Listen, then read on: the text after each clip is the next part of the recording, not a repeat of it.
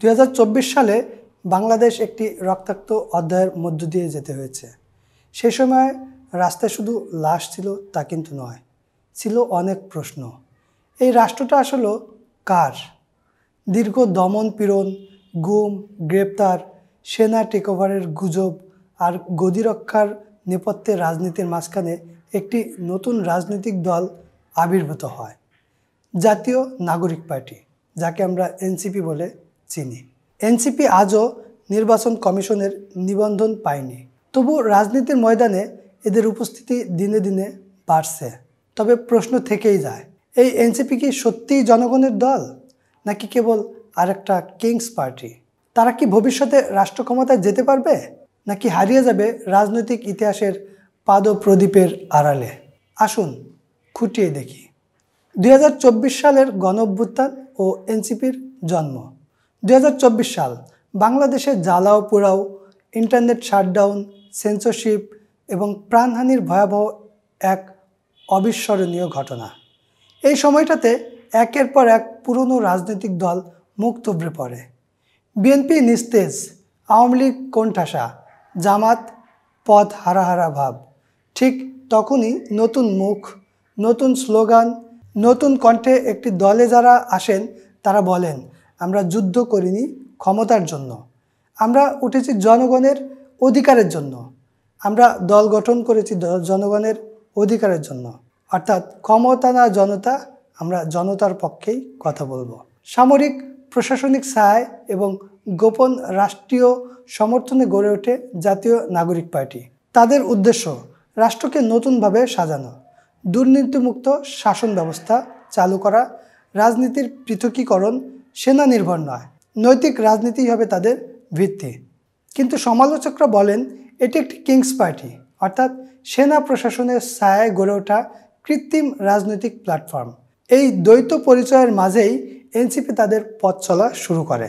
এনসিপির প্রাথমিক অবদান ও অবস্থান। নিবন্ধন না থাকলেও এনসিপি রাজনৈতিক অঙ্গনে বেশ কিছু উল্লেখযোগ্য কাজ করছে। তাদের অবদানগুলো কি কি আসুন দেখে নেই। 1. সুশৃঙ্খল কর্মসূচি।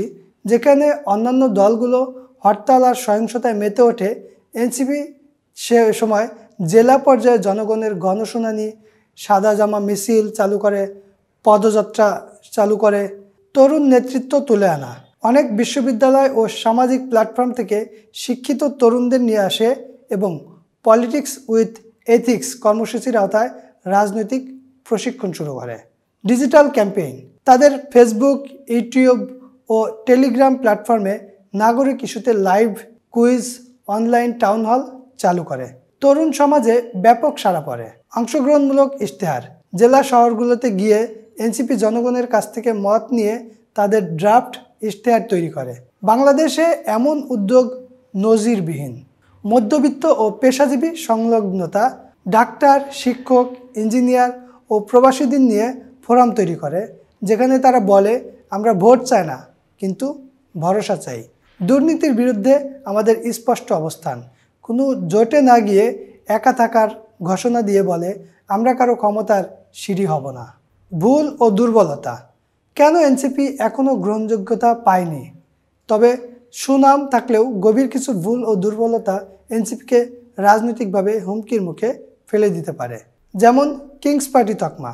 এ থেকে মুক্ত না হতে পারলে এনসিপি ভবিষ্যতে মুখ থুবড়ে পড়ার সম্ভাবনা রয়েছে। এনসিপি মূলত সেনাবাহিনীর তৈরি করা ব্যাকআপ দল। এই ছায়া থেকে তারা মুক্ত হতে পারেনি। নির্বাচন কমিশনে নিবন্ধন না পাওয়া। একটা দল যদি নির্বাচনে অংশ নিতে না পারে, তাহলে সংবিধান অনুযায়ী তাদের রাজনৈতিক বৈধতা নিয়েই প্রশ্ন থাকে। র্যাপিড রাইজ সাসপিশন বাড়ায়। এনসিপির হঠাৎ উত্থান, অর্থনৈতিক সক্ষমতা ও মিডিয়া ব্যবস্থাপনা অনেকের মধ্যে সন্দেহ সৃষ্টি করেছে। পুরনো রাজনীতিকদের গোপন চুক্তি। বেশ কিছু বিতর্কিত ও সাবেক আমলা যুক্ত হওয়া এনসিপিকে শুদ্ধ দল হিসেবে দেখাতে ব্যর্থ হওয়ার সম্ভাবনা রয়েছে। গণ আন্দোলনের প্রধান বলয়ে না থাকা। যখন সাধারণ ছাত্র যুবকরা জীবন বাজি রেখে মাঠে ছিল, তখন এনসিপি অপেক্ষাকৃত পর্যবেক্ষকের ভূমিকায় নিয়েছিল, যা তাদের প্যাসিভ ভাবমূর্তি গড়ে তোলে। জনগণের দৃষ্টিতে এনসিপি সমর্থন নাকি অবিশ্বাস? জনগণের কাছে এনসিপিকে ঘিরে দুটি ভিন্ন মত। একদল বলছে পুরনো দলগুলোর বাইরে একটা বিকল্প দরকার। এনসিপি সেই বিকল্প হতে পারে। আরেক দল বলছে এই দল নকল, ভেতর থেকে সাজানো, জনগণের নয়, এটা গদি রক্ষার দল। বিশেষ করে শহরের শিক্ষিত তরুণরা এনসিপির সাথে অনেকটাই সংযুক্ত হলেও গ্রাম অঞ্চলে এখনও তাদের নামে কোনো উত্তাপ উত্তেজনা নেই। এই বাস্তবতা এনসিপির জন্য সতর্কতা এবং সতর্ক বার্তা হিসেবেই প্রণিধানযোগ্য হিসেবে বিবেচিত হবে। এনসিপির করণীয়, ক্ষমতায় যেতে হলে কি করতে হবে? যদি সত্যিই এনসিপি ক্ষমতার পথে যেতে চায় তবে শুধুমাত্র পরিকল্পনা নয়, অনেক কৌশলের প্রয়োজন রয়েছে। নিবন্ধন নিশ্চিত করা প্রথম কাজ। নির্বাচনী মাঠে নামার আইনগত অধিকার অর্জন করা। নিবন্ধন না পেলে কোনো দলের অস্তিত্বই সাংবিধানিকভাবে টেকসই হতে পারে না। সেনা পৃষ্ঠপোষকতা থেকে মুক্তির বার্তা। জনগণের সামনে স্পষ্টভাবে ঘোষণা করতে হবে, আমরা কারো রিমোট কন্ট্রোলে চলি না। কিন্তু বাস্তবতা ভিন্নভাবেই দেখা যায়। এনসিপি যেখানেই যায় সেনা কর্মকর্তা, সেনা সদস্য, পুলিশ, সকল ধরনের প্রশাসন তাদের সাপোর্টে থাকে। এর থেকে বের না হতে পারলে তাদের ভবিষ্যৎ অন্ধকার হবে বলেই আশা করা যায়। প্রান্তিক জনগোষ্ঠীর কাছে যাওয়া, শুধু শহর নয়, চা শ্রমিক, থার্ড জেন্ডার, উপজাতি, জেলেদের জীবন ও ইস্যু নিয়ে মাঠে যেতে হবে, মাঠে কাজ করতে হবে। একজন ভিশনারি মুখ তৈরি করতে হবে। দলের একজন যোগ্য, তরুণ, নৈতিক মুখ প্রয়োজন, যাকে জনগণ তাদের প্রতিনিধি মনে করবে।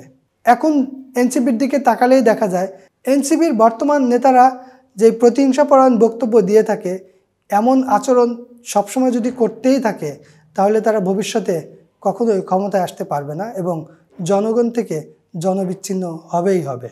গণ আন্দোলনে অংশগ্রহণ। দেশে যখন দুর্নীতি, দ্রব্যমূল্য বা নিপীড়নের বিরুদ্ধে আন্দোলন হয় তখন এনসিপিকে সামনে আসতে হবে। নারীদের অধিকার যখন ক্ষুণ্ণ করা হয় তখনও তাদের সামনে আসতে হবে। নীতি নির্ভর জোট গঠন। চাইলে বিকল্প শক্তিগুলো নিয়ে একটি জনতা কোয়ালিশন গঠন করা যেতে পারে। শুধু আদর্শভিত্তিক জোট ক্ষমতার ভাগাভাগি হতে পারে না। রাজনৈতিক ট্রেনিং সেল তৈরি করা। দল গড়তে হলে মাত্র 10,000 কর্মী দরকার। সুতরাং প্রশিক্ষণের জন্য ইনস্টিটিউশনাল ক্যাডার ডেভেলপমেন্ট করা দরকার। রাজনৈতিক রূপকল্প 2041 প্রকাশ করা যেতে পারে, যেটা আওয়ামী লীগেরও ছিল। সেটা হতে হবে যুগোপযোগী, বাস্তবভিত্তিক ও নাগরিক চিন্তাপ্রসূত। বাস্তবতা, সম্ভাবনা ও সংকট। রাজনীতিতে কোনো দলই স্থায়ী নয়, আর কেউই অচল হবে এমনটাও নয়। এনসিপি চাইলেই রাজনীতির কেন্দ্রে আসতে পারত, তবে তার জন্য প্রয়োজন বুদ্ধিমত্তা, স্বচ্ছতা এবং সাহস। ট্রান্সপারেন্সি অ্যান্ড ট্রান্সপারেন্সি, এটাই সবচেয়ে বেশি জরুরি। যদি তারা ক্ষমতা নয়, জনতাকে চায়, তাহলে তাদের ভবিষ্যৎ উজ্জ্বল। আর যদি তাদের পরিচয় হয়েই ওঠে অন্য কারো হাতের পুতুল, তবে তারা একটি অস্তিত্বহীন কিংস পার্টি হয়েই থাকবে। আপনার মূল্যায়ন কি? জাতীয় নাগরিক পার্টি বিকল্প নাকি বিকার? ভবিষ্যৎ নাকি ফাঁকা বাক্য? চিন্তা করুন এবং প্রশ্ন করুন, সিদ্ধান্তও নিন। আমরা যদি নীরব থাকি তাহলে সিদ্ধান্ত নেবে অন্যরা। তাই বলুন, আপনি কি চান? আর আপনার পক্ষে কথা বলছেই বা কে? এই ছিল আজকের নাগরিক বিশ্লেষণ। আবার দেখা হবে পরবর্তী পর্বে। ধন্যবাদ।